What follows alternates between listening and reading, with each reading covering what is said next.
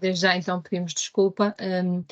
O nosso projeto é, então, a nossa entidade promotora é a Sol do Ave e trabalhamos aqui também em parceria com a CIM do Ave e com a Probasto, e o nosso território é aqui a NUT 3 Ave, que envolve os concelhos de Vila Nova de Famalicão, Vizela, Guimarães, Faf, Póvoa de Lanhoso, Vieira do Minho, Cabeceiras de Basto e Mondinho de Basto.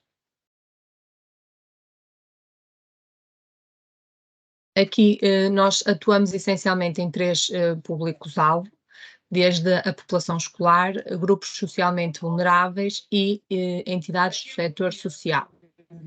E temos como principais objetivos aumentar a literacia alimentar destes grupos-alvo, capacitando-os para a realização de escolhas alimentares informadas no dia a dia, promover e valorizar os produtos endógenos, os produtos de qualidade certificada e a dieta mediterrânica, informar, formar e educar para uma alimentação e um consumo saudável e sustentável e combater o desperdício alimentar. E assim sendo, temos estas temáticas, desde a sustentabilidade alimentar, produtos locais e da época, combate ao desperdício alimentar, dieta mediterrânica e alimentação saudável. E ao longo das nossas sessões trabalhamos alguns destes temas em conjunto ou de forma isolada.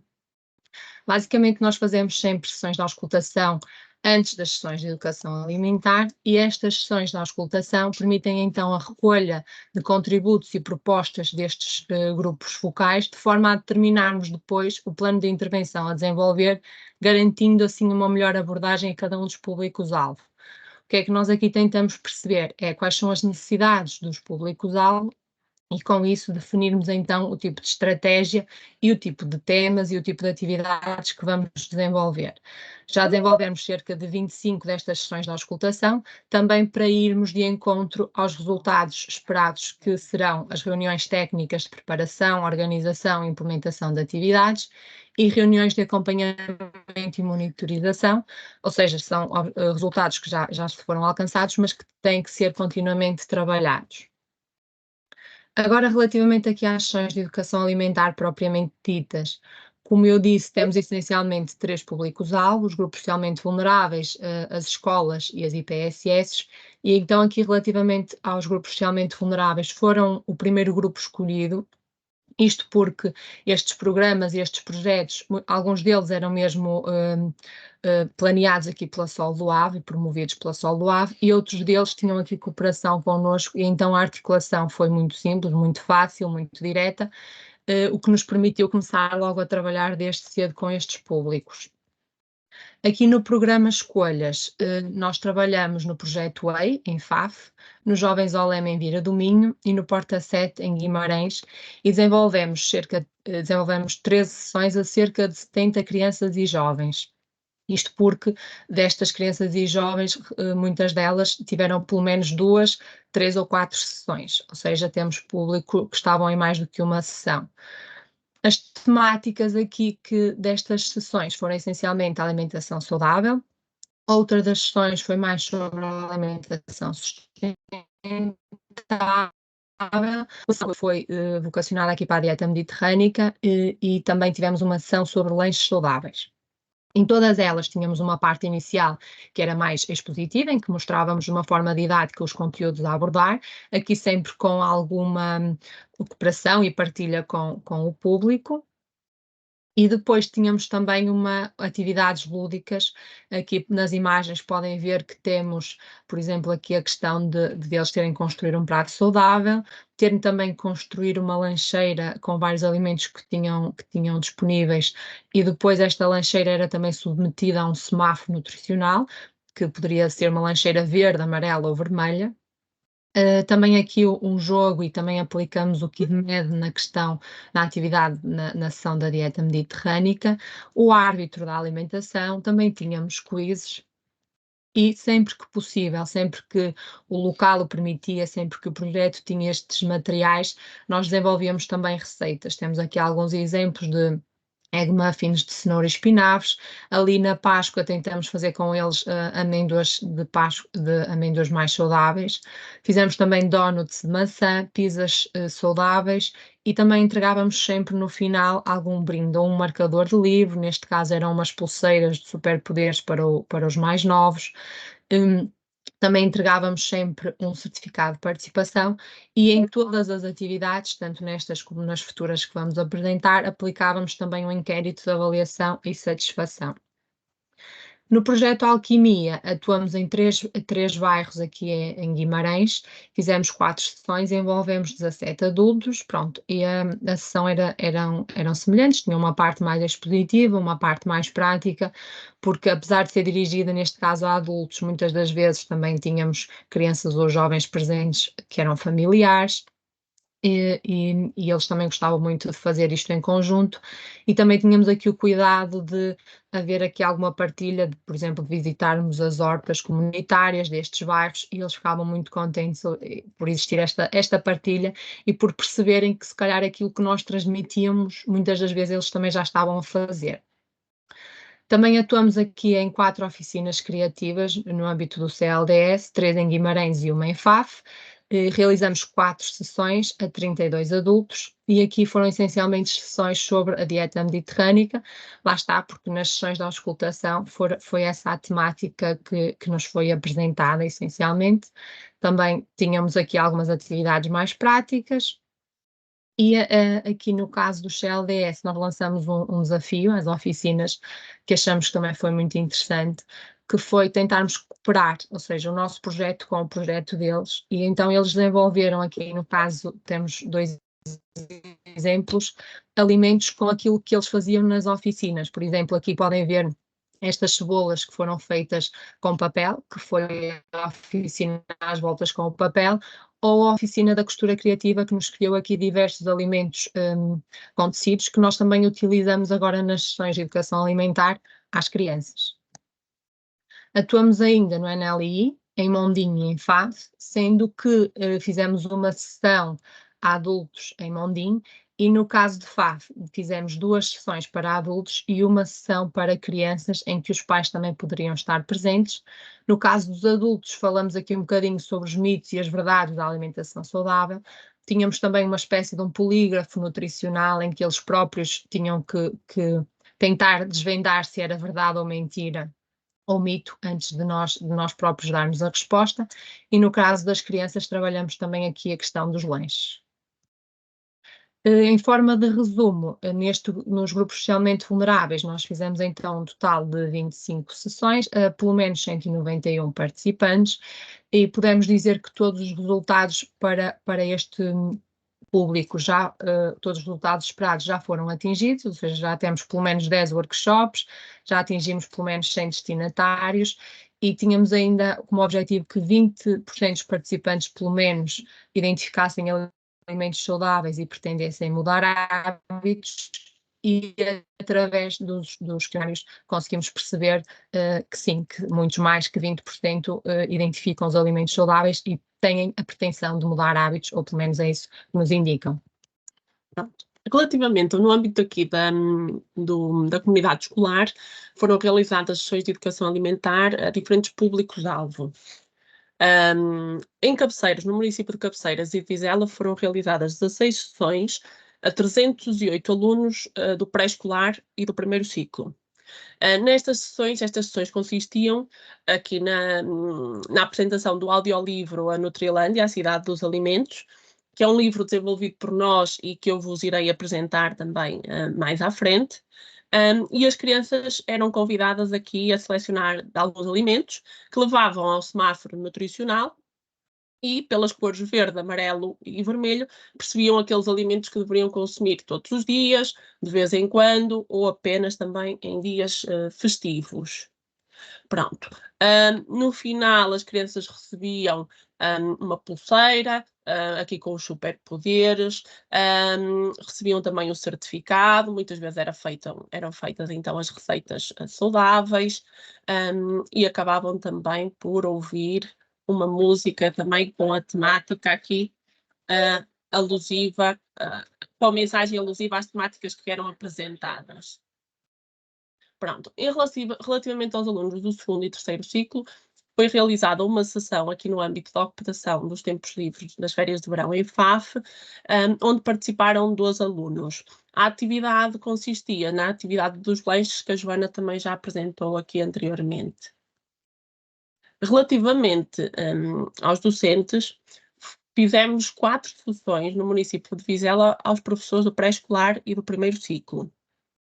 Estas sessões tiveram aqui o alcance de 87 professores, e as sessões consistiam na apresentação das atividades que foram dinamizadas no município de Vizela, na apresentação dos resultados, e também na apresentação de materiais práticos que os professores poderiam utilizar em contexto de sala de aula e que dava continuidade também ao trabalho das temáticas que nós também iniciamos. Em relação ao município da Póvoa de Lanhoso, na reunião da auscultação, fomos desafiadas a criar aqui um projeto piloto que combatesse o desperdício alimentar nas cantinas escolares. E então a nossa equipa criou aqui um projeto piloto que vai ser aplicado numa escola do município, na EB, na Escola Básica António Lopes, um projeto que vai envolver toda a comunidade educativa e que tem como fases uma medição inicial, onde haverá a medição dos restos alimentares no refeitório escolar. Serão feitas ou foram feitas sessões de educação alimentar pela nossa equipa a funcionários do Serviço de Alimentação, aos pais encarregados de educação, aos professores e a todos os alunos do primeiro ciclo. Serão feitas também atividades dinamizadas pelos próprios docentes. A nossa equipa criou um guia de atividades para que os professores possam continuar a trabalhar estas temáticas durante a aplicação do projeto. Haverá uma medição final e será aplicada aqui uma medida promotora da redução do desperdício. E será feita também uma sessão de encerramento, onde será feita a divulgação dos resultados, a entrega de prémios, brindes e certificados também a todos os participantes. No âmbito deste projeto em luta contra o desperdício, nós já realizamos uma sessão a todos os funcionários do Serviço de Alimentação e foram e continuarão a ser feitas visitas e sessões de acompanhamento durante todo o projeto. Foi também realizado no âmbito deste projeto uma sessão aos pais e encarregados de educação, e embora esta sessão fosse online e num horário pós-laboral, tivemos apenas 12 pais presentes. Pronto. Esta é uma dificuldade transversal a todas as escolas, a dificuldade de envolvimento dos pais aqui no contexto e nas atividades escolares. E por isso mesmo desenvolvemos também aqui um folheto informativo, o Não Alimento o Desperdício, que foi disponibilizado a todos os pais e foi uma forma também de alcançarmos aqueles que não participaram na sessão de educação alimentar. Foram realizadas também uma sessão a todos os professores da Escola Básica António Lopes e foi-nos fornecido também um guia de atividades práticas para que eles possam aplicar com os alunos acerca das temáticas abrangidas. Relativamente aos alunos, então nós realizamos 9 sessões, foram todos os alunos do primeiro ciclo dessa escola, e portanto temos aqui um número total de 189 alunos. E a atividade consistia numa apresentação lúdica sobre os benefícios e a importância das refeições escolares, bem como a importância da redução do desperdício alimentar. E depois dessa apresentação, os alunos eram convidados aqui a participar em 2 atividades didáticas. Uma delas era a construção de um tabuleiro saudável, e portanto aqui de um conjunto de alimentos os alunos selecionavam aqueles que lhes pareciam ser o prato ideal ou a refeição ideal, com a sopa, a composição dos pratos, a sobremesa, a bebida de eleição, e esta apresentação também estava aliada aos superpoderes que está associada a cada grupo alimentar. Depois, a outra atividade estava relacionada com o desperdício alimentar e os alunos eram convidados a selecionar alguns alimentos e a colocá-los no sítio mais correto, se era na boca ou no caixote de lixo. Sendo que aqueles que eram colocados no caixote de lixo eram depois eram alvo de uma discussão, de uma reflexão sobre as possibilidades de utilização, de forma a que esses alimentos não fossem de todos desperdiçados. No âmbito do projeto, foi explicado aos alunos o projeto que iria ser implementado na escola e foi feito também aqui um contrato de turma. E no final foi entregue um marcador com os benefícios e os superpoderes aliados às refeições escolares, algo que os alunos poderiam levar para casa e também explicar e trabalhar estas temáticas junto dos pais. De uma forma geral, e como resumo, no âmbito da comunidade escolar foram realizadas 24 sessões a alunos, 5 sessões a docentes, uma sessão a funcionários do Serviço de Alimentação, uma sessão a pais ou encarregados de educação, e tivemos aqui o alcance de 497 alunos, 97 docentes, 8 funcionários e 12 pais ou encarregados de educação. Isto, em relação aos nossos resultados esperados, eles também já foram alcançados. Tínhamos aqui previsto 28 workshops para a comunidade educativa, 140 destinatários pertencentes à comunidade escolar participam em workshops, 10 escolas introduzem o Dia da Alimentação Saudável e o combate ao desperdício alimentar e promovem o Dia dos Produtos Locais e da Dieta Mediterrânica, e através dos questionários que são aplicados no final das sessões conseguimos perceber que esses resultados já foram alcançados. Em relação aos materiais para distribuição, nós, enquanto equipa da Quinta ao Garfo, criamos aqui 3 materiais: um livro de histórias infantil, um guia de educação alimentar e um livro de receitas tradicionais do AVE, que neste momento já estão concluídos, estão numa fase de edição e serão posteriormente depois disponibilizados no microsite, que também está numa fase de criação. Em relação a estes materiais estão numa fase de edição e depois serão distribuídos na região do AVE. Em relação aos livros que nós desenvolvemos, A Nutrilândia, a Cidade dos Alimentos, é um livro dirigido aqui a crianças do pré-escolar e do primeiro ciclo, que trabalha um bocadinho aqui as temáticas da alimentação saudável, da roda dos alimentos, os alimentos a promover, os malefícios do consumo de alimentos com muita gordura, sal e açúcar, e no fundo conta-nos a história aqui de um super-herói que espalha os seus superpoderes pelos alimentos da Nutrilândia, que é a roda dos alimentos, e em contraponto temos aqui a Docelândia, que é a cidade vizinha, onde os alimentos não têm superpoderes. E de uma forma muito lúdica, as crianças percebem que efetivamente devem consumir os alimentos da Nutrilândia todos os dias, que é da roda dos alimentos, e os alimentos da Docelândia devem ficar apenas para os dias festivos ou os dias especiais, porque o consumo frequente destes alimentos traz malefícios para a saúde. O guia de educação alimentar, na impossibilidade de nós podermos estar em todas as escolas, não é? Criamos este guia de educação alimentar que permite dar aqui ferramentas também para que os professores e os técnicos trabalhem estas temáticas da alimentação saudável, sustentável, do desperdício alimentar no seu dia-a-dia e nas suas atividades no âmbito escolar. E, portanto, este guia de educação alimentar tem aqui uma componente teórica, que aborda temas como a alimentação saudável, saborosa e económica, a alimentação sustentável, o desperdício, a dieta mediterrânica, no fundo todos os temas que nós trabalhamos no nosso projeto. E tem também aqui atividades práticas, tem aqui fichas muito descritas em relação à população-alvo, à duração, aos objetivos, o material, algo que efetivamente de uma forma muito fácil e muito acessível os professores e os técnicos consigam aplicar estas atividades depois no âmbito do seu programa letivo.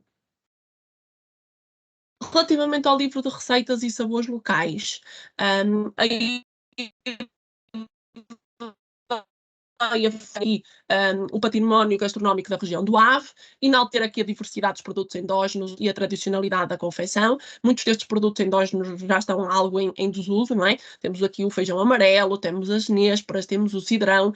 Pronto, a ideia foi valorizar um bocadinho esses produtos, valorizar aquilo que é típico da nossa região. E ao longo de cada receita são apresentadas também curiosidades históricas, informações nutricionais, dicas para uma alimentação saudável e receitas para o reaproveitamento das sobras. São ainda ressalvadas características importantes de cada um destes pratos típicos, nomeadamente estes produtos endógenos e a importância de respeitarmos também a sazonalidade dos mesmos. Em relação ao futuro, o que é que nós temos planeado? No futuro próximo, temos já planeadas sessões de educação alimentar a indivíduos de grupos socialmente vulneráveis no município de Vila Nova de Famalicão. Serão cerca de 8 e vão decorrer agora já no início de abril. E temos também para maio as sessões de educação alimentar a todos os alunos do ensino pré-escolar do município de Vizela, que serão cerca de 25. Em Vizela nós realizamos a nossa atividade, as sessões de educação alimentar, a todos os alunos do segundo ano de todas as escolas do município, e ao apresentarmos estas atividades aos professores, o feedback foi tão positivo que efetivamente eles quiseram que replicássemos no ensino pré-escolar. Pronto, e será algo que efetivamente o faremos. Em relação à parte das IPSS, será o público a atuar futuramente. Agora, com o fim do ano letivo, vamos voltar as nossas atenções aqui para as IPSS, e vamos, através das reuniões da auscultação, tentar perceber quais são as necessidades das IPSS aqui da nossa região e como é que podemos colaborar com elas e ser-lhes úteis. Muito obrigada pela vossa atenção e pronto, estamos agora disponíveis também para responder às vossas questões. Muito obrigada à equipa aqui razoável, Jane e a Diana. Foi de facto uma apresentação muito rica. Haveria aqui questões, partilhas. Sabemos que os colegas também têm situações semelhantes. Não sei se falaram aqui da questão da dificuldade de envolver os pais aqui nas sessões educativas e na escola com a comunidade escolar. Não sei se identificam aqui mais algum tipo de desafio aqui na implementação ou se... É assim, nós de facto, a questão dos pais, e até foi uma proposta da escola, porque eu acho que eles tentam sempre, né, e eles dizem e bem, que a alimentação dos miúdos também é muito responsabilidade dos pais, mas efetivamente nós demos vários horários, até trabalhamos aqui com a Associação de Pais e o número de pais presentes foi bastante reduzido, mas mesmo na escola disseram-nos que isso já é habitual com assuntos mesmo da escola, quando eles fazem esse tipo de sessões. É uma dificuldade que eu acho que é muito transversal, mas depois em relação às escolas, pronto, nos grupos realmente vulneráveis foi muito simples, porque realmente, como eu disse, tínhamos aqui vários tipos de projetos e então já haviam grupos identificados e o tipo de intervenção e a articulação foi muito fácil. Nas escolas não podemos dizer que, porque efetivamente nós temos tido bastantes sessões, mas é mais demorado, não é? A logística, a articulação, nós costumamos fazer este tipo de sessões com os municípios, depois os municípios articulam com os agrupamentos, digamos que é uma escadinha maior para subir, não é? E para chegarmos lá, não é tão direto como foi com os grupos socialmente vulneráveis. E às vezes há depois aqui algumas alterações ao calendário, pronto, que temos que ir ultrapassando, sim, mas acho que estamos a conseguir. E depois também há realidades muito distintas, há municípios que têm muita necessidade, há outras que se calhar já não têm tanto, e pronto, é por isso que nós também fazemos estas reuniões para perceber e tentar ajudar da melhor forma possível. Obrigada. Passava aqui a palavra ao colega José Diogo. Bom dia, obrigado pela partilha da vossa experiência. Eu tinha só uma questão a colocar relativamente às ações de capacitação que fizeram com os professores. Queria perceber, em primeiro lugar, se essas ações foram presenciais ou através de videoconferência e se elas são acreditadas e se contam para a progressão dos professores na carreira. Obrigado. Sim, podes. Pronto, em relação a essa questão, as de Vizela foram maioritariamente presenciais, exceto uma aos educadores que foi online e a da Póvoa foi online. Essa parte da acreditação, infelizmente não, porque eu acho que aí conseguiríamos fazer mais sessões aos professores, mesmo porque esta apresentação do guia, para eles continuarem a trabalhar, porque nós, no guia, basicamente nós colocamos as atividades que vamos fazendo e assim disponibilizamos aos outros professores que não tiveram essa possibilidade de as poderem aplicar de alguma forma. E é isso, eles já têm bastantes formações e ser mais uma, se fosse creditada, acho que teríamos ainda mais público, mas infelizmente não. O que nós fizemos nas presenciais, porque os professores é muito difícil conseguir reuni-los, foi que aproveitamos a oportunidade de eles terem as reuniões do departamento e infiltramos-nos, digamos, de seguida dessas reuniões, ou neste caso até foi antes dessas reuniões acontecerem, que foi uma forma de os encontrarmos todos reunidos e de termos assim uma maior participação deles.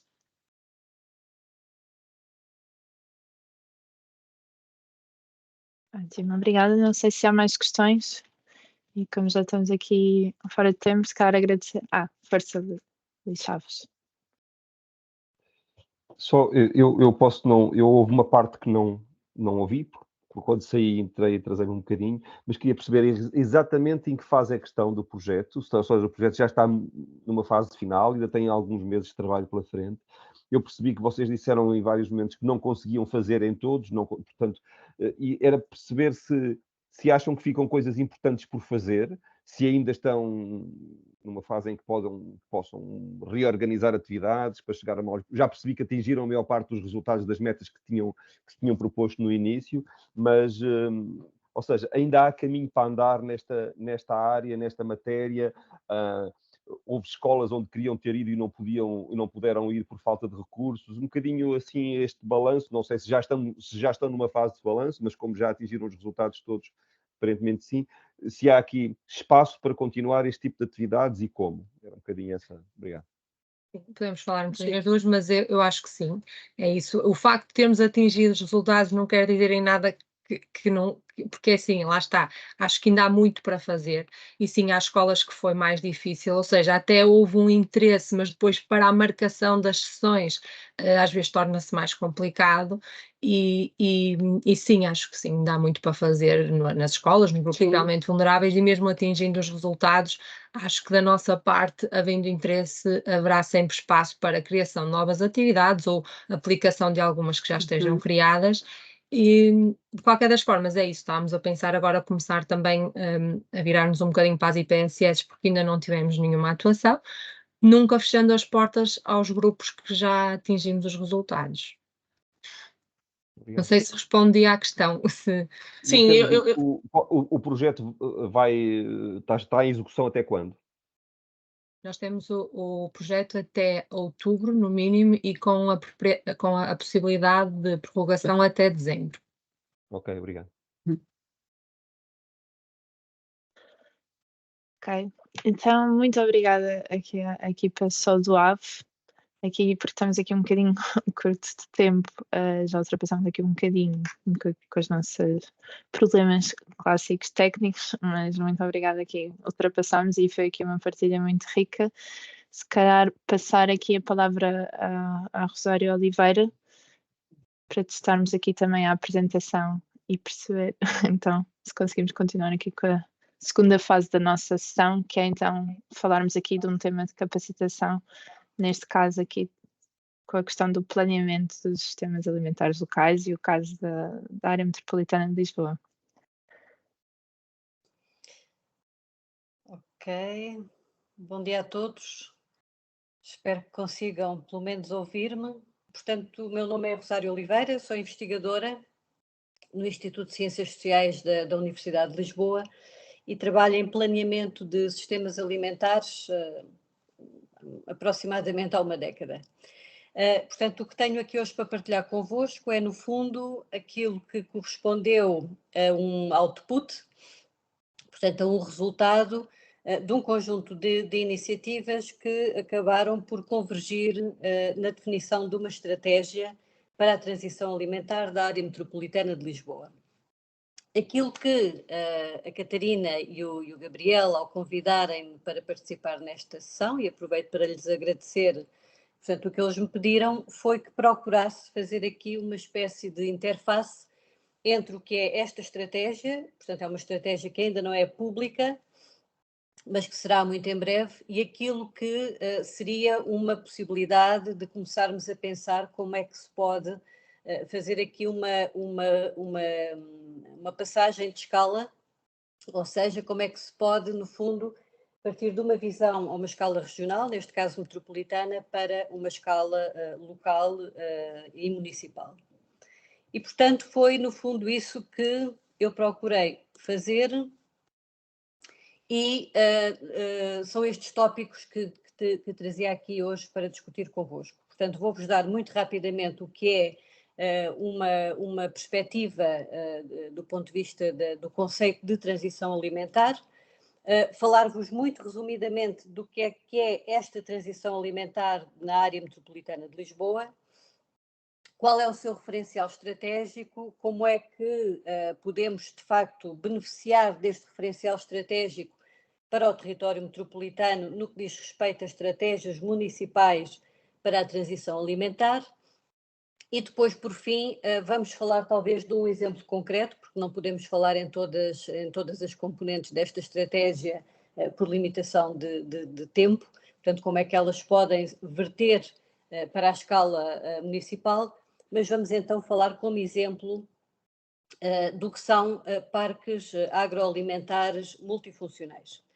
Portanto, fazendo este enquadramento, eu penso que todos nós, inevitavelmente, sabemos o peso que o sistema alimentar tem naquilo que são preocupações muito atuais e muito concretas e muito preocupantes ao mesmo tempo, passa a redundância, e que tem que ver com a questão da emergência climática, não é? E, portanto, ao sabermos que hoje em dia um sistema alimentar é muito mais do que a produção, temos que, no fundo, contextualizar o modo como pensamos a transição alimentar neste quadro mais alargado e neste conjunto de desafios que se nos colocam por diante.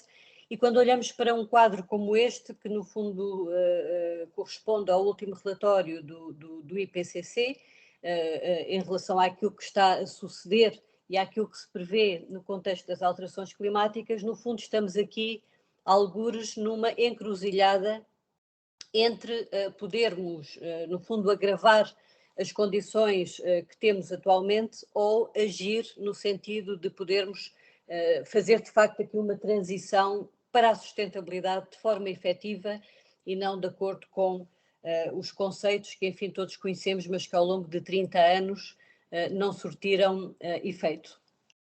E, portanto, a transição alimentar é exatamente esta forma de contribuir para a transição para a sustentabilidade, olhando para os sistemas alimentares como qualquer coisa que tem que alterar profundamente. É claro que sabemos que há muitos outros setores, há muitas outras áreas de política que têm que fazer exatamente o mesmo esforço, portanto, no fundo, esta inversão daquilo que são práticas insustentáveis para aquilo que são práticas que possam, portanto, efetivamente traduzir-se em co-benefícios a diferentes níveis, quer para a economia, quer para a saúde, para o ambiente, para o clima, para a própria paisagem e para a sociedade.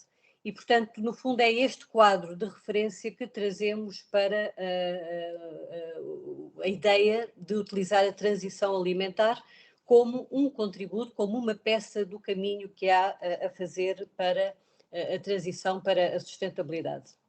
E, portanto, na nossa perspectiva, isto faz-se não apenas olhando para aquilo que são dimensões isoladas do sistema alimentar, mas pensando como é que este mesmo sistema pode ser planeado. E, portanto, este planeamento dos sistemas alimentares urbanos não está separada, portanto, não está dissociada daquilo que são também sistemas alimentares rurais, mas de qualquer forma, e tratando-se aqui no nosso caso, no nosso estudo de uma área metropolitana, portanto, estamos maioritariamente a pensar como organizar estes sistemas alimentares, quer do ponto de vista das componentes biofísicas que eles incluem, quer das componentes espaciais e funcionais, e, portanto, associamos a este planeamento dos sistemas alimentares uma perspectiva de ordenamento do território. E, portanto, isto pressupõe trazer também para aqui um determinado contexto estratégico que nos ajude, portanto, a definir como é que um sistema alimentar pode vir a funcionar, quer em termos espaciais, quer em termos temporais. E, portanto, esta nossa estratégia acabou por projetar aqui uma visão do sistema alimentar metropolitano para 2030. Por outro lado, este exercício de planeamento pressupõe também a definição de um referencial estratégico e de um plano de ação e ainda a integração dos princípios orientadores em instrumentos de gestão territorial e em outras políticas públicas. Portanto, no fundo, o que fizemos foi olhar para as várias componentes do sistema alimentar e perceber como é que elas podem, de forma articulada e de forma planeada e coordenada, podem de facto gerar os tais co-benefícios. E, portanto, passando muito sumariamente àquilo que é esta estratégia, portanto, ele tem, inevitavelmente, neste quadro de referência, corresponder a um instrumento estratégico, e aqui queria destacar um aspecto que é o facto desta estratégia não corresponder nem a nenhuma necessidade, nem nenhuma expectativa, nem sequer foi solicitada por nenhum Ministério, Direção-Geral ou entidade pública. Ao contrário, portanto, esta estratégia surge numa perspectiva totalmente bottom-up, no âmbito de uma rede que foi constituída há cerca de 4 anos atrás, que se chama a Rede Foodlink e que é precisamente a rede para a transição alimentar na área metropolitana de Lisboa. Portanto, esta rede constituiu-se para pensar de forma colaborativa e articulada o sistema alimentar metropolitano. E uma das principais prioridades que identificou no seu plano de ação foi a elaboração desta estratégia e, portanto, ela surge neste quadro bottom-up. Para além disso, ela tem necessariamente que se enquadrar em todos os instrumentos de política pública, quer nacional, quer europeia, e, portanto, procura concorrer para a articulação entre diferentes setores, como a agricultura, o clima, o território, a coesão territorial, a economia, a saúde, o ambiente e a biodiversidade. E, obviamente, que está desenhada, está pensada para poder ter aqui uma articulação tão direta e tão ajustada quanto possível com o quadro de financiamento até 2027.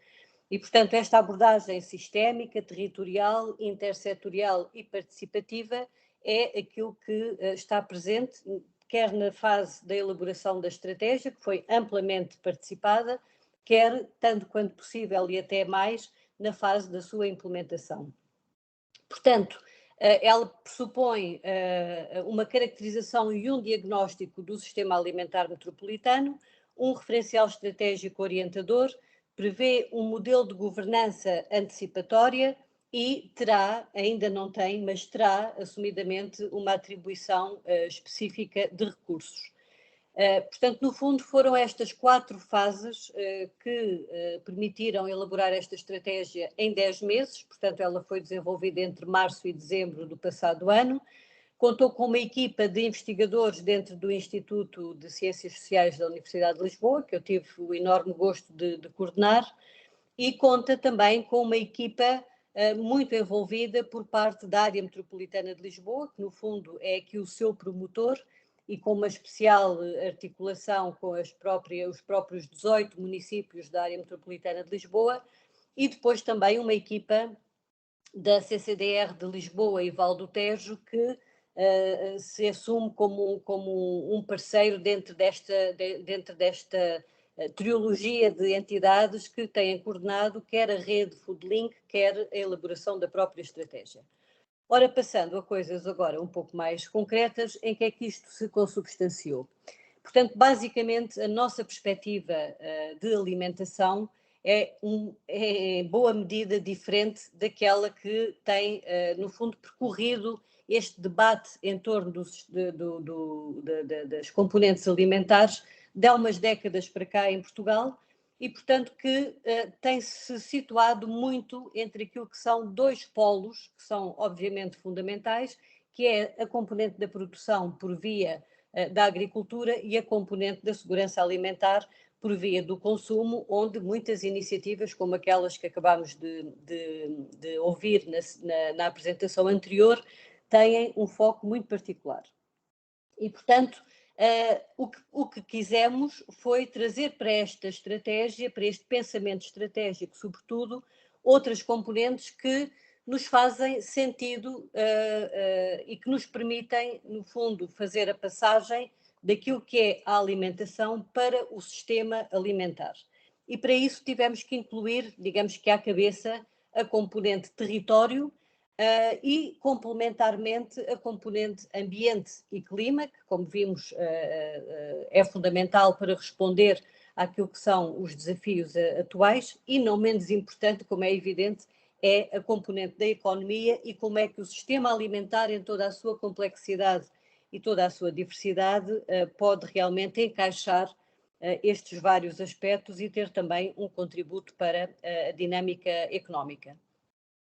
Penso que todos terão uma ideia daquilo que é a área metropolitana de Lisboa, portanto é uma área com características absolutamente únicas e até extraordinárias em relação àquilo que são a presença e a interação entre sistemas terrestres, entre sistemas estuarinos, entre sistemas costeiros e, portanto, todos estes sistemas, no fundo, acabam por trazer aqui uma componente muito forte para aquilo que é a produção de bens alimentares. E, portanto, por incrível que pareça, e apesar de estarmos numa área metropolitana, 38% deste território é atualmente ocupado por áreas agrícolas, incluindo pastagens, e depois 32% é ocupado por florestas e apenas 22% corresponde a uma área urbana. E, portanto, estes 22%, provavelmente, um dos grandes problemas que têm é introduzirem uma enorme fragmentação nestes sistemas produtivos. Não vou agora, por limitações de tempo, poder dar-vos conta de todos os resultados que obtivemos em termos de caracterização e de diagnóstico, mas gostava só que ficassem com esta ideia de que há, de facto, um fundamento óbvio, não é? Portanto, há uma evidência de que o sistema alimentar metropolitano, do ponto de vista da sua produção, carece de um planeamento e, portanto, carece aqui de um olhar que efetivamente nunca teve. E quando pensamos em 6.363 explorações agrícolas, por exemplo, em 112.294 hectares, que envolvem 16.000 trabalhadores que têm um valor económico em termos de produção agrícola padrão na ordem dos 313 milhões de euros, e que a própria pesca, por exemplo, que começámos também a articular aqui como uma componente fundamental da produção alimentar na área metropolitana, gera também uma receita na ordem dos 51 milhões de euros por ano. Isto quer dizer o quê? Quer dizer que o sistema alimentar existe, ele está a produzir uma quantidade de alimentos muitíssimo significativa, mas não fazemos a mais pequena ideia se estes alimentos servem para alimentar a população metropolitana, servem para alimentar a população de outras regiões do país ou se simplesmente são exportados para outras partes do mundo.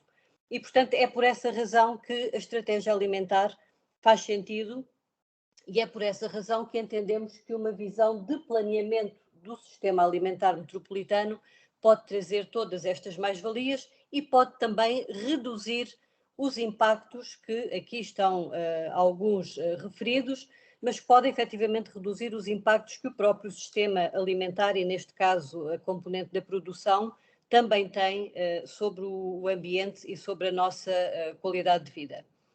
Não foi só a produção, evidentemente, que caracterizamos através de um vastíssimo leque de indicadores.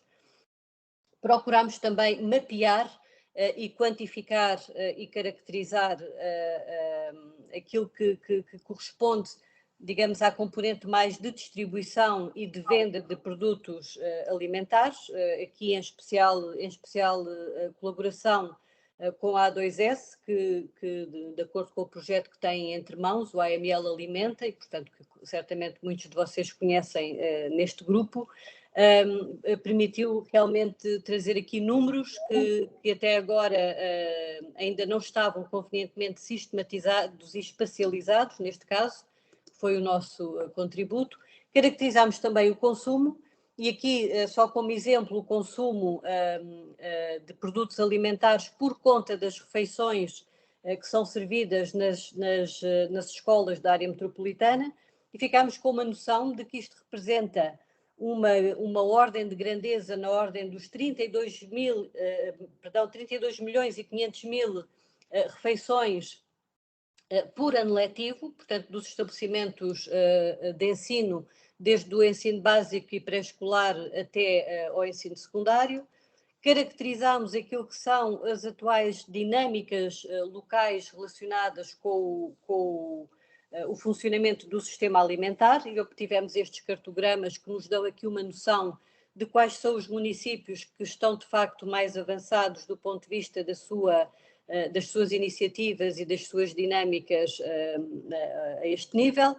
Fizemos uma coisa também que, a meu ver, muito interessante, que é o balanço alimentar, que nos permite ficarmos com uma noção do que é que produzimos em excesso relativamente às nossas necessidades, enquanto capacitação edível, portanto, e de acordo com a dieta mediterrânica. Portanto, o que é que se produz na área metropolitana que, imaginando um cenário, enfim, mais ou menos catastrófico, se tivéssemos que realmente nos alimentar apenas dos produtos produzidos em proximidade, o que é que conseguiríamos assegurar, em que quantitativos e o que é que temos que ir buscar em termos de obtenção de alimentos a outras regiões ou a outras proveniências. E, portanto, no fundo, com este conjunto de resultados que obtivemos da caracterização e do diagnóstico, montámos um referencial estratégico. Este referencial estratégico, no fundo, acaba por corresponder a um modelo que criámos em relação aos fluxos que devem ser gerados dentro do sistema alimentar metropolitano para que seja possível respondermos aos objetivos a que a estratégia para a transição alimentar se propõe. E, portanto, este esquema, portanto, corresponde a um modelo e, como todos os modelos, correspondem, por sua vez, a uma simplificação. Eu peço desculpa porque ainda para mais com este modo de projeção torna-se difícil de conseguirem visualizar. Vou tentar só aqui ampliar um bocadinho mais.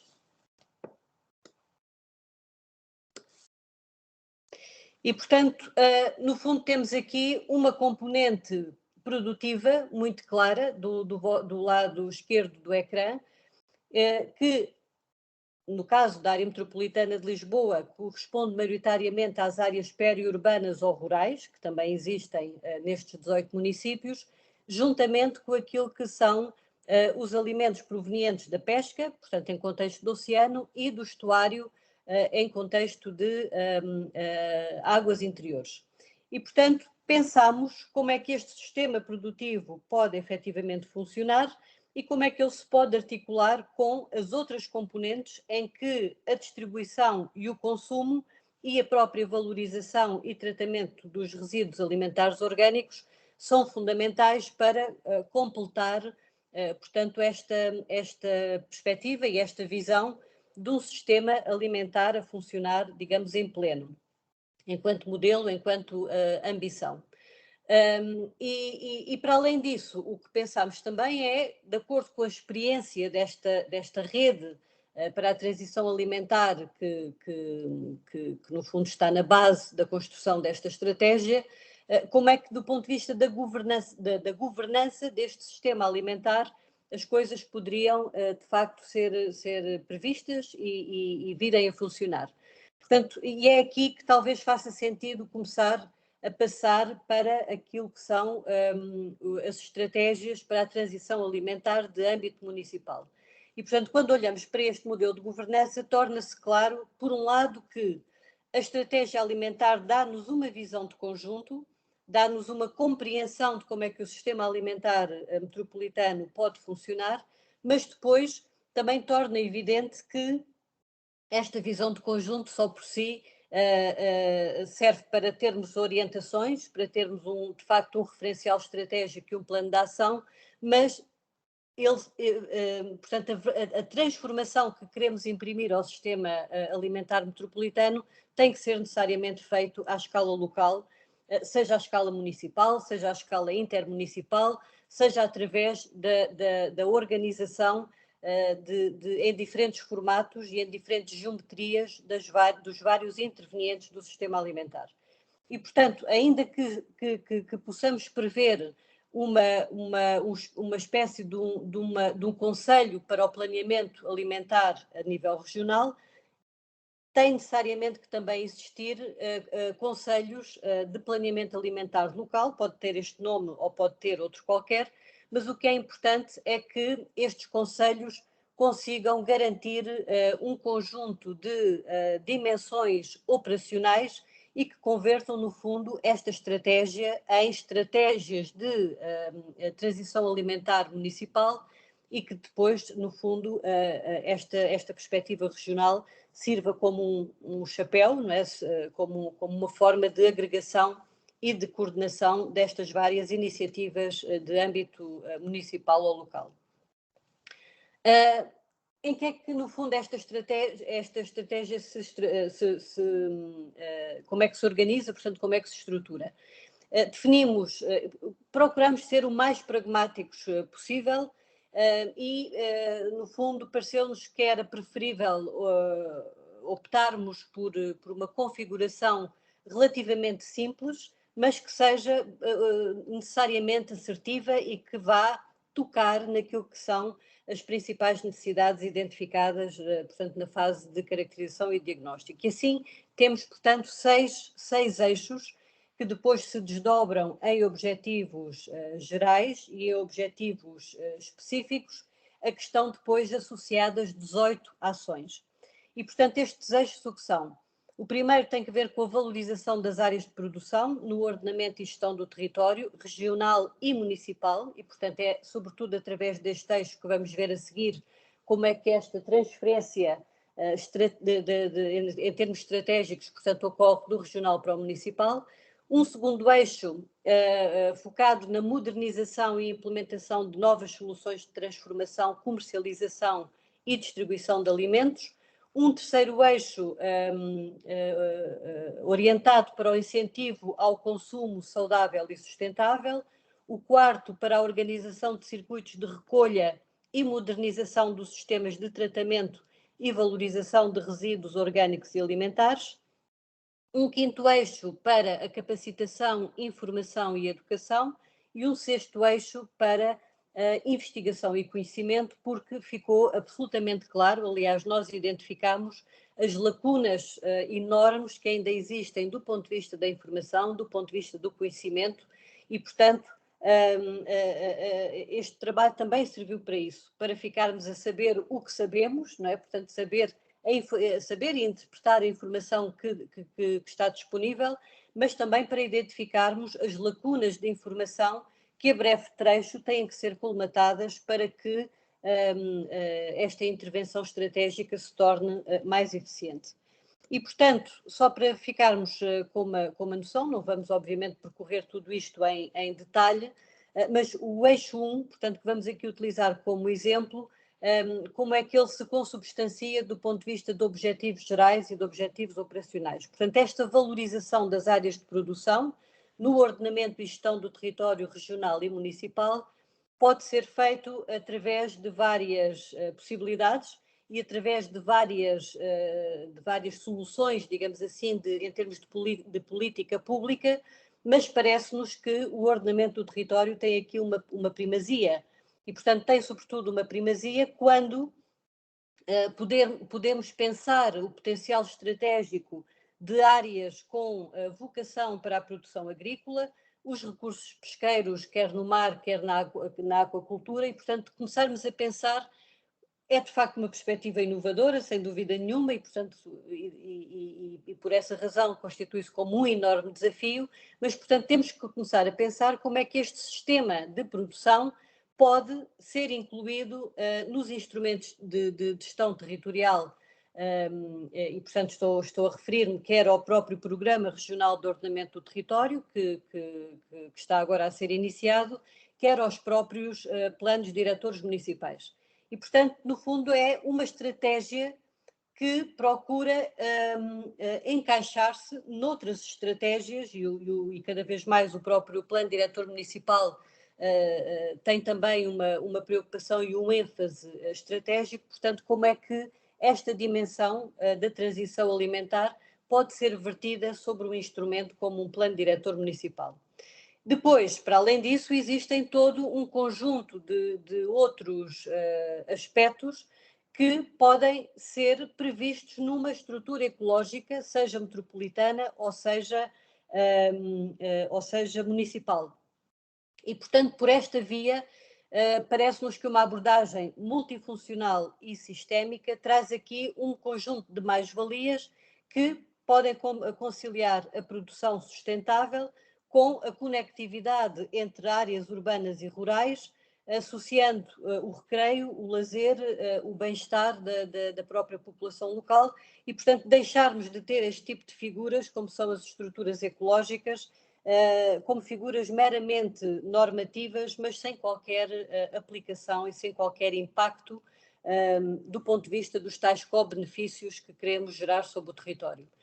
Depois também, ainda em termos de objetivos gerais, é claro que tem que haver aqui uma preocupação grande em promover a adoção de boas práticas em termos de produção sustentável, tendo em conta aquilo que é o nexo solo, água, biodiversidade e energia. E, portanto, parece-nos que este nexo, portanto, esta articulação entre estas componentes fundamentais é também uma outra forma de olharmos para a produção alimentar. E, portanto, tudo isto depois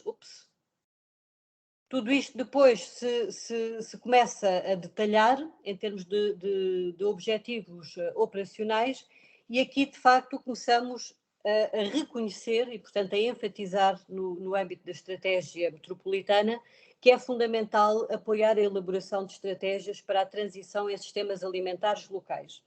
E como é que isso pode ser feito? Pode ser feito de diversas maneiras, mas uma daquelas que nos parece mais evidente é através da instalação de parques alimentares ou agroalimentares multifuncionais. E, portanto, estas áreas, já vamos ver agora um bocadinho à frente, no fundo correspondem a formas de organização de produtores, basicamente, que possam pensar em termos de produção sustentável, quer agrícola, quer pecuária, em articulação com centros de transformação agroalimentar, de logística, de distribuição de alimentos e que, no fundo, possam aqui assegurar a produção de forma planeada que possa chegar a um universo extenso de consumidores.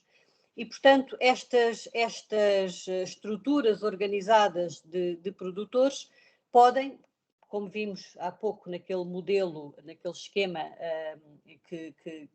onde estava a componente da produção, portanto, podem resultar em modos sustentáveis, quer de agricultura, quer de pesca, quer de aquacultura.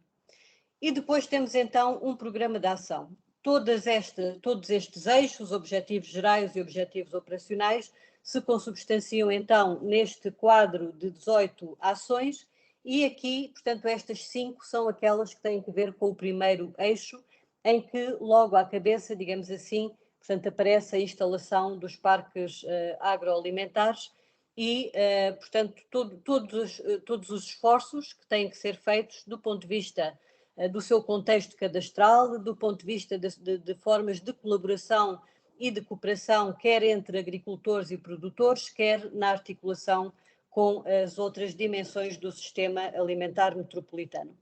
E por essa razão, portanto, parece-nos que as estratégias municipais para a transição alimentar acabam por ser a forma como, à semelhança do que fizemos para o sistema alimentar metropolitano, portanto, as estratégias municipais terão que olhar para os sistemas alimentares locais.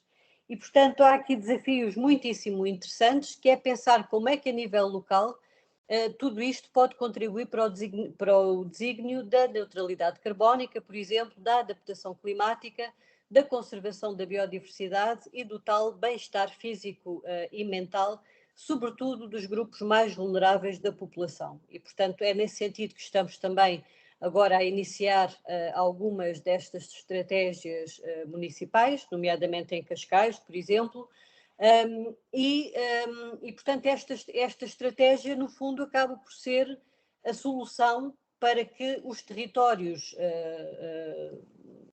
independentemente da organização que se escolha, não têm que corresponder necessariamente àquilo que são os limites administrativos de âmbito local, mas que os territórios, de facto, tenham a capacidade de se organizar no que diz respeito às suas diferentes componentes dos seus sistemas alimentares.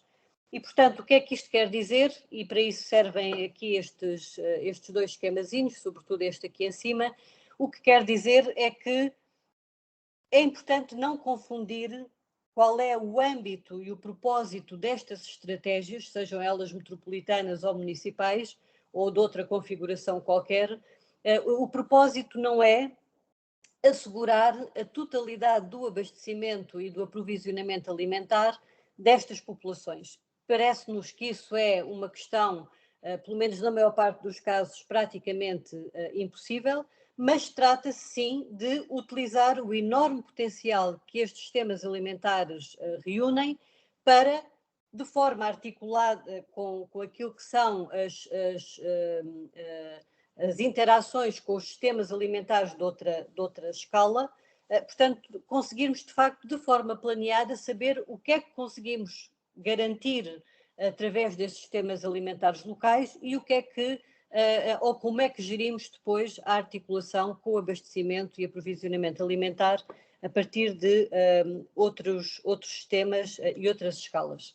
E, portanto, este exercício de pensarmos em termos de parques agroalimentares multifuncionais serve como um ponto de partida. No fundo, sem produção, obviamente, não há funcionamento de sistema alimentar nenhum de proximidade e, portanto, talvez este seja o início da ponta do novelo, não é? Se assim lhe pudermos chamar, para começarmos então a refletir como é que uma estratégia desta natureza e do âmbito regional pode realmente passar para o âmbito local. Então, o que são estes parques agroalimentares? Portanto, são áreas cujo objetivo é a produção de alimentos saudáveis e acessíveis de base agrícola ou pecuária em modo sustentável e, portanto, isso parece-nos um ponto assente.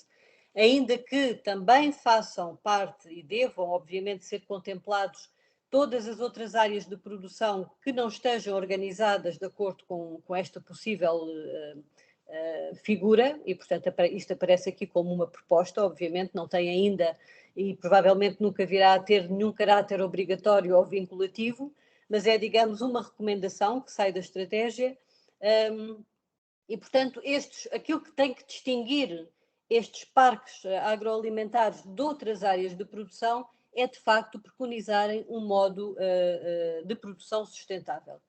Para além disso, portanto, o que importa é que a função produtiva destes parques possam também estar associadas todo um outro conjunto de funções, nomeadamente a conservação do capital natural, como já vimos, a promoção da conectividade ecológica através de infraestruturas verdes e azuis, a programação de atividades educativas e recreativas e, portanto, é da conjugação destas diversas funções num parque agroalimentar, que obviamente têm que ser aquelas que fizer sentido para cada uma das suas localizações, é através disso é que podem começar-se efetivamente a gerar co-benefícios e a transformar efetivamente o sistema alimentar local.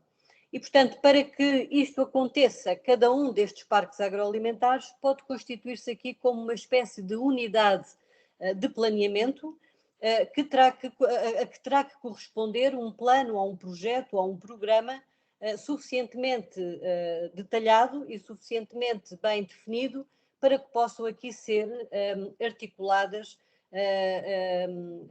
portanto, as funções que este parque agroalimentar desempenha com todas as outras componentes do sistema alimentar local, nomeadamente as componentes institucionais, que são muito importantes.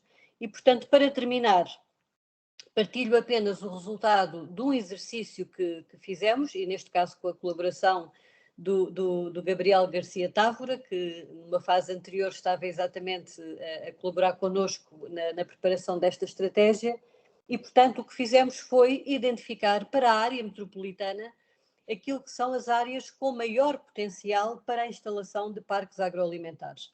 E, portanto, agregámos aqui diversos indicadores, uns relacionados com a componente biofísica do próprio sistema alimentar, Desde logo, a própria aptidão edafomorfológica, quer dizer, em termos de solos e de clima, que estes solos apresentam para a produção alimentar, juntamente com 16 indicadores de natureza socioeconómica, em que, portanto, tudo conjugado acabou por nos permitir ter esta visualização e esta espacialização em relação às áreas que mais, ou que de forma mais sustentável, poderão acolher a instalação destes parques agroalimentares, e ficámos também com uma noção como é que os diferentes municípios da área metropolitana, os tais 18 municípios, que potencial é que efetivamente reúnem.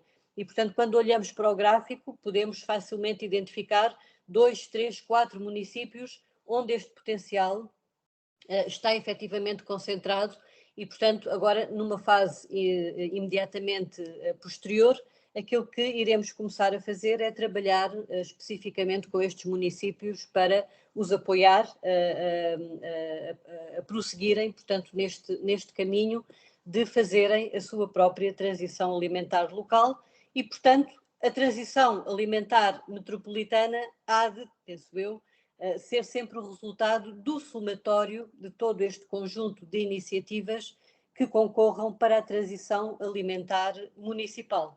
E, portanto, é nesta perspectiva que deixamos aqui também uma espécie de desafio para que, enfim, as várias entidades que aqui estão, e eventualmente outras, passem a olhar para os seus sistemas alimentares locais, portanto, nesta perspectiva mais integrada, sistémica e passíveis, portanto, de tentar aqui um impacto positivo que, de facto, beneficie as pessoas e os territórios e o ambiente.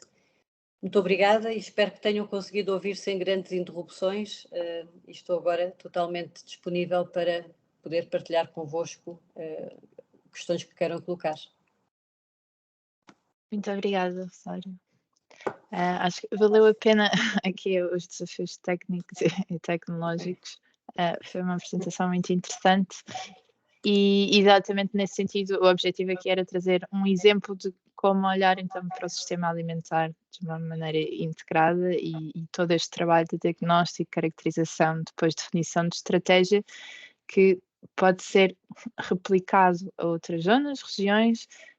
Aqui um dos temas que foi identificado durante aquele questionário inicial que fizemos aqui aos vários projetos foi aqui a questão de a caracterização do sistema alimentar, o que é que são as estratégias municipais alimentares, portanto achamos que aqui este exemplo poderia ser um caso interessante para também entender melhor como planear o sistema alimentar. E também identificamos aqui que todos estes projetos integram atores, que, como a Rosário falava aqui, da questão do Conselho Alimentar Local, que é uma estrutura bastante interessante, que pode ser iniciada, por exemplo, por este tipo de projetos, que reúne diferentes atores do sistema alimentar, que olha para a sua realidade local e pode criar depois aqui sinergias de continuação. Sabemos que estes projetos têm aqui um tempo limitado, mas os atores e quem faz parte continua, não é? Claro que os recursos limitados que temos sempre nestas questões de quando os projetos terminam, mas achámos que foi aqui um exemplo interessante para inspirar e continuar. Depois aqui, um dos objetivos aqui do projeto da rede também é facilitar ferramentas e facilitar aqui a colaboração para que haja aqui alguma continuidade, e foi também aqui nesse sentido que também trouxemos este caso. Mas haveria aqui questões de participantes, sabemos que já estamos aqui dentro do tempo. Força, Luís. Olá, obrigado.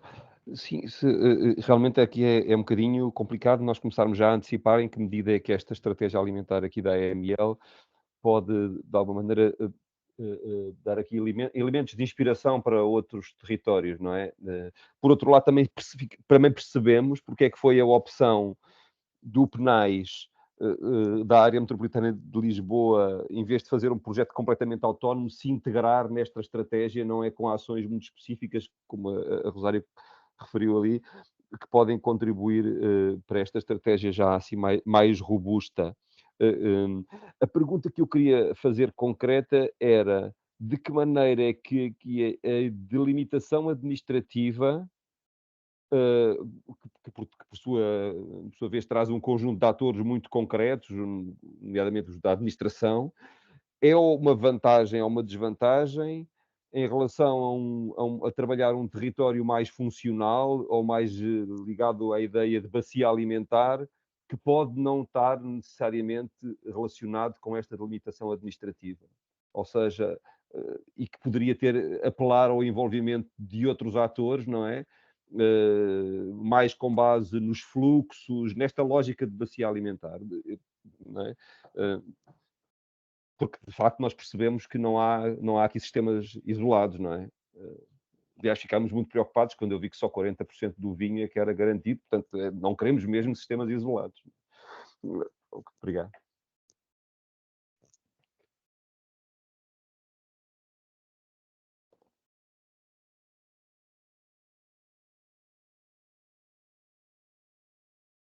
Sou eu agora a seguir, que eu tinha levantado a mão também.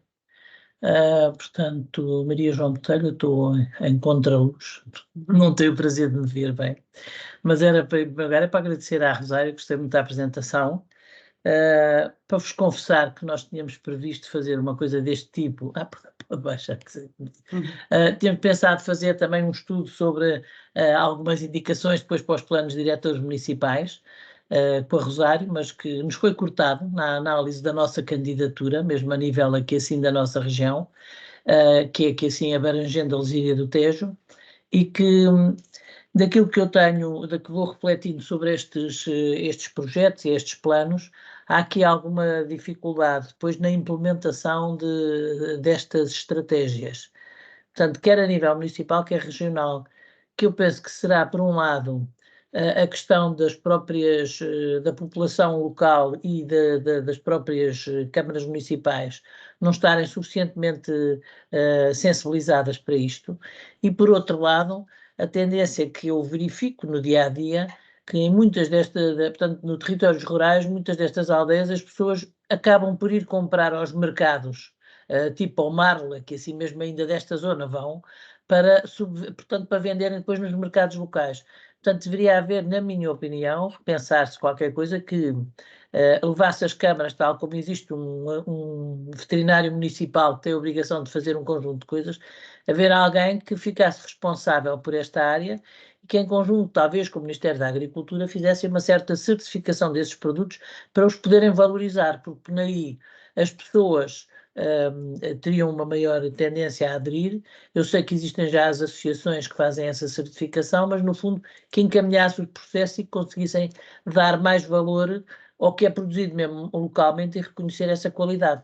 E, porque depois não é muito complicado, porque mesmo o sistema que existe dos cabazes, eu acho que é muito interessante, que há muita gente a aderir, mas há muita gente que não adere pela dificuldade, às vezes, de conjugarem as coisas todas. Portanto, era só uma achega nesse sentido, e pronto, e dar os parabéns pelo estudo que foi feito e que foi apresentado. Muito obrigado.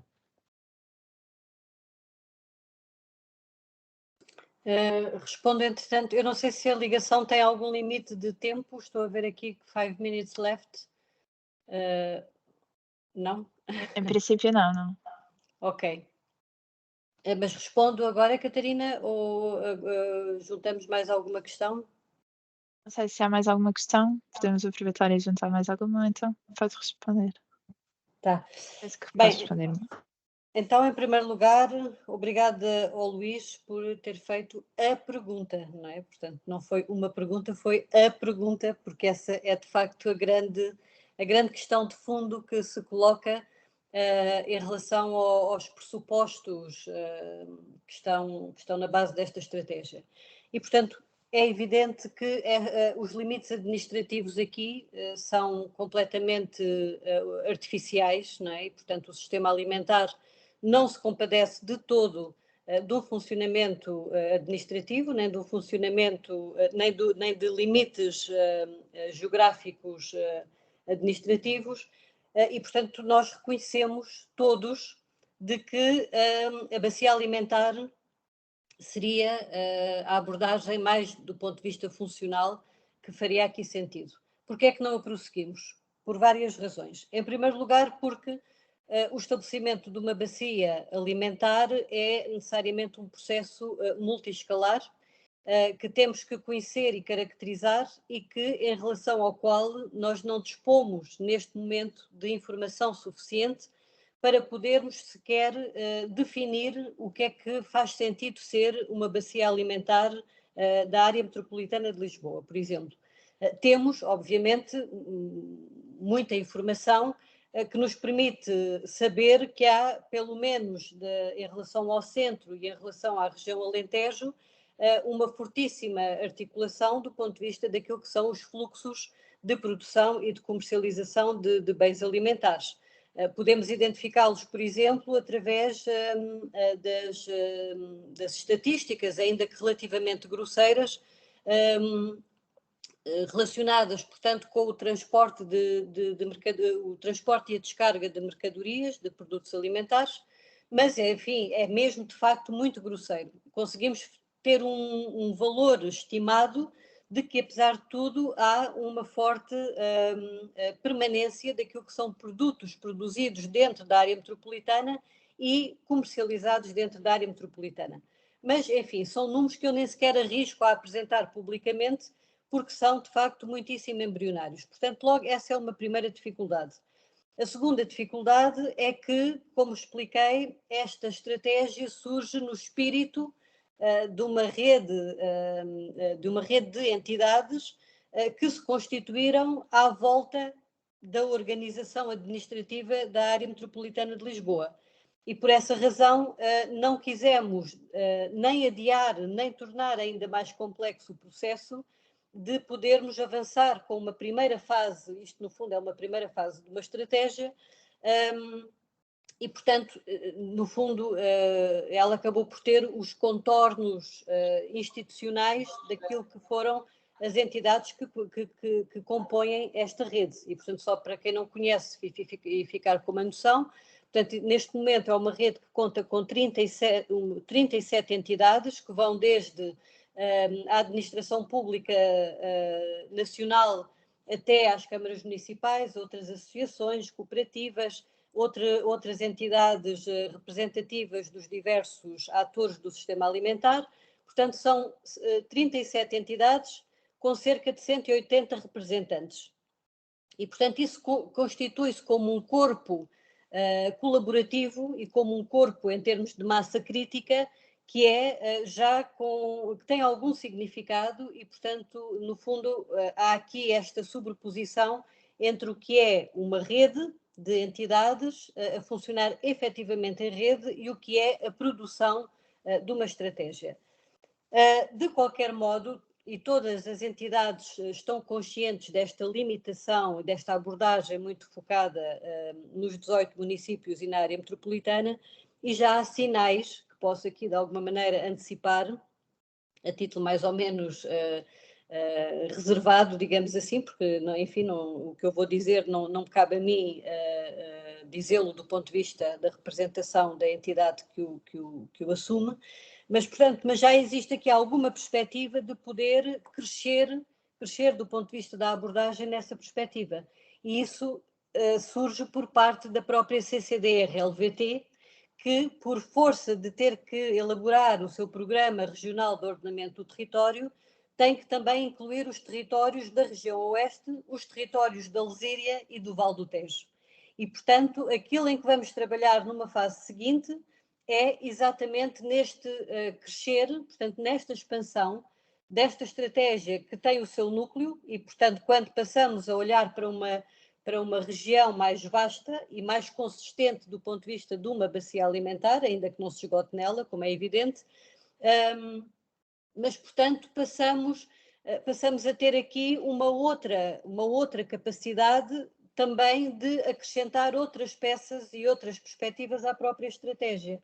E, portanto, este é o percurso que está previsto fazer-se agora numa fase muito, muito em breve, porque esta rede, no fundo, cumpriu com o seu período experimental no final de 2023 e vai agora iniciar um novo ciclo de trabalhos e, portanto, onde essa dimensão de expansão territorial, digamos assim, está prevista.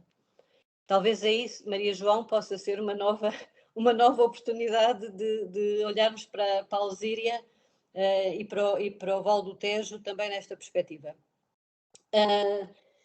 Respondendo às questões precisamente colocadas pela Maria João, é claro que é uma enorme dificuldade passar de uma estratégia que não tem sequer nenhum enquadramento, nem formal, nem jurídico, passar para a sua implementação. Mas é um misto entre uma dificuldade e uma facilidade também por outro lado, não é? Porque, no fundo, tendo em conta a natureza da própria estratégia, portanto, ninguém encomendou esta estratégia, senão as próprias entidades que agora estão em melhores condições de a poder implementar, a estratégia também não se esgota nestas tais 37 entidades que estão preparadas para a sua implementação. A estratégia, no fundo, é um desafio para todos os atores do sistema alimentar metropolitano, estejam ou não estejam integrados na própria Foodlink.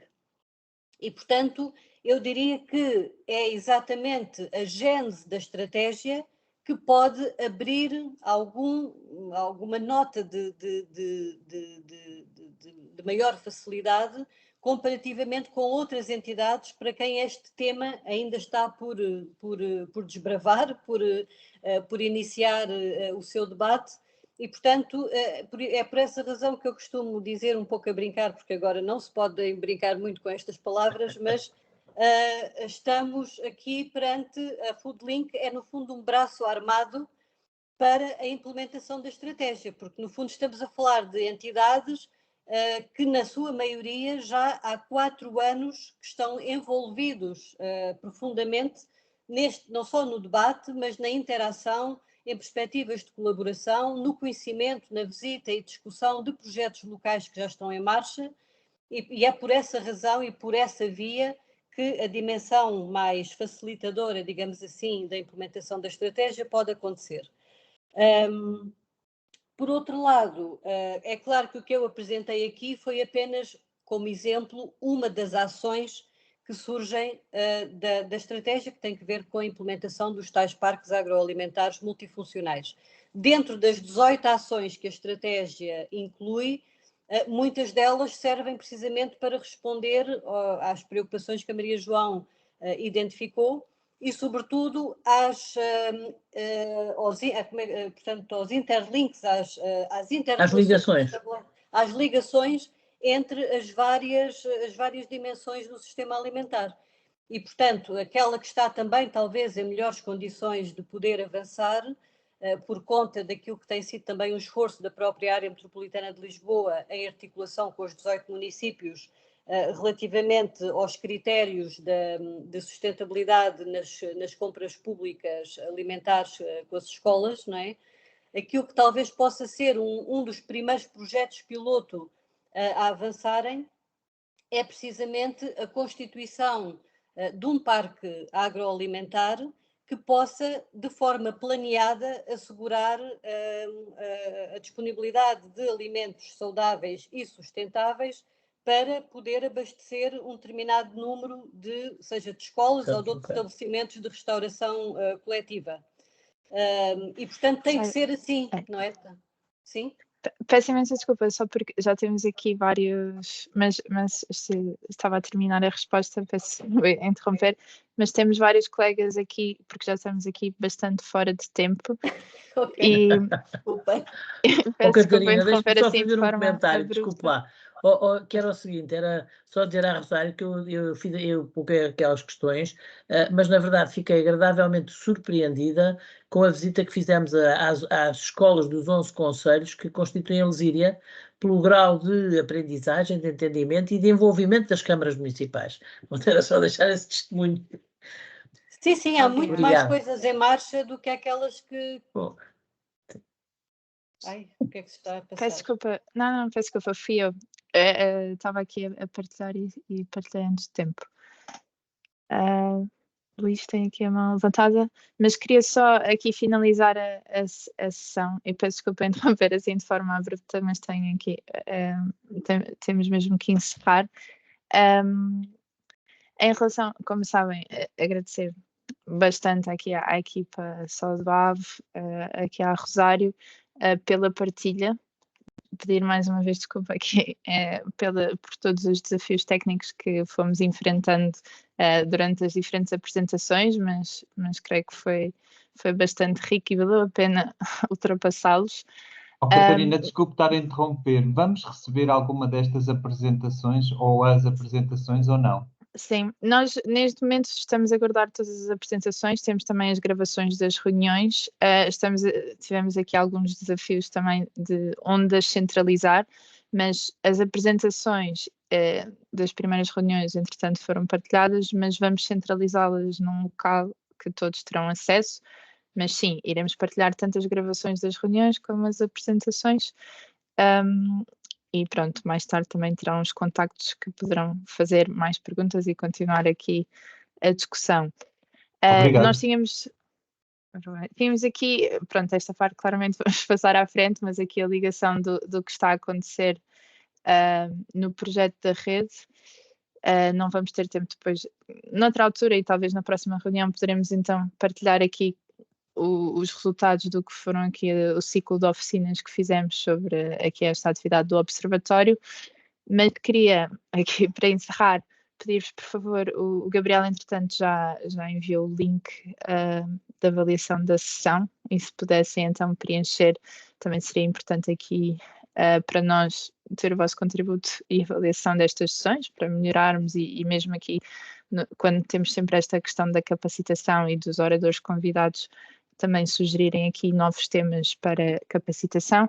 Teremos o encontro, então, peço desculpa, aqui não era março, mas lá está, o próximo será em abril, e este é o momento em que pedimos sempre aqui a disponibilidade de um dos projetos se voluntariar para a apresentação do seu projeto na próxima sessão.